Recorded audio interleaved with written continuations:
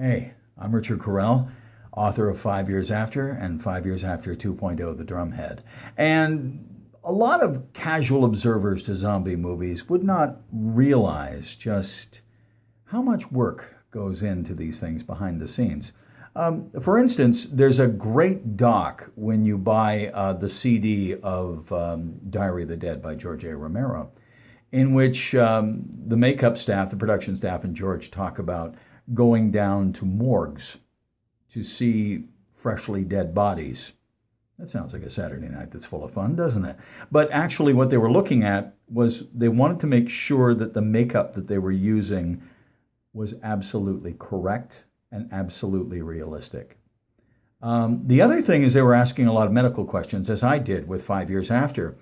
And one of the things that kept coming up is rigor mortis sets in 2 hours after death. So Romero's zombies have always had that slow, shambling, stiff walking style. That's what it's from, the fact that rigor mortis has set in.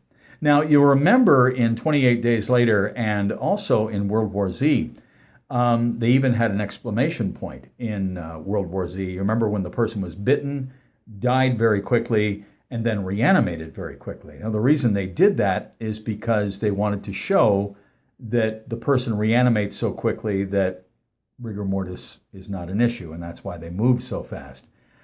No disrespect to World War Z, but I kind of was watching that and I was going, I'm really not sure if there's any other medical situation where a disease would take over the body that quickly. But World War Z is extremely popular, so I'll just leave it at that. People asked me about the zombies in 5 Years After, and they said, what are you going to do with them? And I said, I'm going to make them feral, meaning that, yes, they are the slow, shambling Romero-type zombies, but they are indefatigable. They never rest. They never take a minute away. And above all, they have that sense of an animal. They're like wolves. Heightened sense of smell. They can feel when you're around.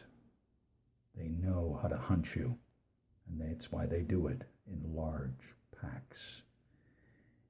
It makes them very, very dangerous.